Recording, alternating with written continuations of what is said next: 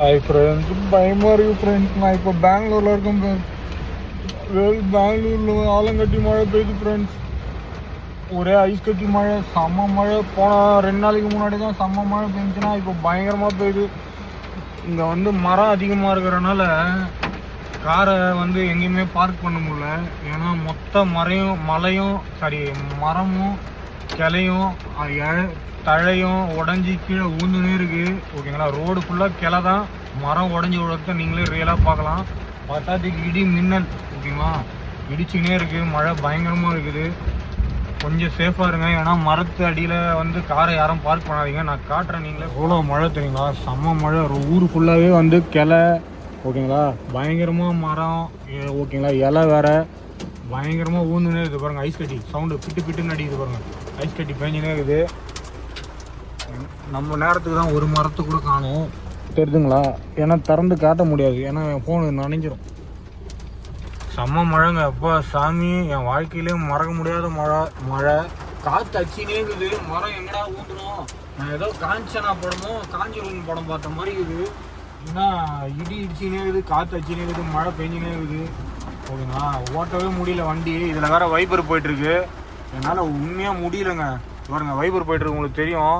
சுத்தமாக தண்ணி வழிக்க மாட்டேங்குது, தெரிஞ்சுங்களா. இடி சவுண்டு டிடிஎக்ஸ் எஃபெக்டோடு கேட்குது. அப்படியே மரம்லாம் வந்து கீழே உழுது, ஒரு கிளையாக உடஞ்சி. ஓகேங்களா, ரொம்ப பயமாக இருக்குங்க. பெங்களூரில் இவ்வளோ மழை பெய்யும் நான் இன்றைக்கி தான் பார்க்குறேன்.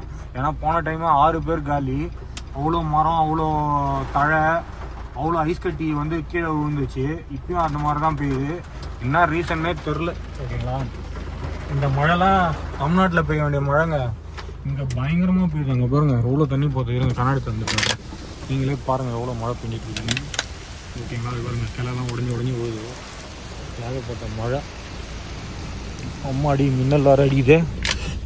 ஃபோனில் வேறு தண்ணி நுடஞ்சிரும்.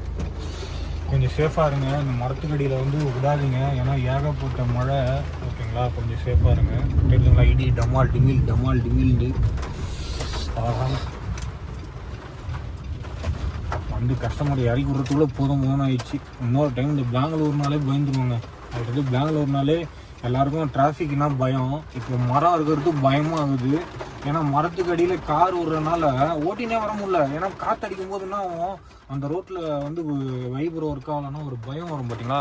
அப்படிப்பட்ட பயம் வந்துச்சு எனக்கு. எப்பா சார், அந்த டைம் என்னை கூப்பிட்றாதீங்க சார், வண்டியில் லைட்டு கம்மியாக இருக்குது, மரம் வந்து விழுற மாதிரி இருக்குது, எனக்கு வந்து வைபர் வந்து ஒர்க் ஆகலை, மழையில் வந்து ஓட்டுறதுக்கே பயமாக இருக்குது சார் அப்படின்ட்டு. நான் நீங்கள் வைபர் ரெடி பண்ணி கொடுங்க. அதே மாதிரி மேலே வேலை கார் மேலே வர டிமில்னு உழுது. ரோடு தெரில, பயந்துட்டேன். நிறைய இடத்துல மரம் ஊந்துட்டு இருக்குது. ஆல்ரெடி நாளைக்கு பிரேக்கிங் நியூஸ் அதுதான் இருக்கும். யாருக்கும் எதுவும் ஆகக்கூடாதுன்னு நான் வேண்டிக்கிறேன். மெயினாக இந்த கார் பார்க் பண்ணுறவங்க இந்த மரத்துக்கு அடியில் பார்க் பண்ணாதீங்க. பெங்களூர்னாலே மரம் இருக்கிறதுனால அழகு, பேசாமல் வாய் குழம்புது. பெங்களூர்னாலே மரம் அழகு, ஓகேங்களா, ஊர் அழகு, கூலிங் அழகு, ஓகேங்களா. பெங்களூர்னாலே கூலிங் தான். கூலிங்னா மரம்னால தான் கூலிங்கு. மரத்தை உள்ள மரம் இருக்கிறதுனால கம்பல்சரி வந்து ஒரு பயம் உண்டாக்குது, ஓகேங்களா.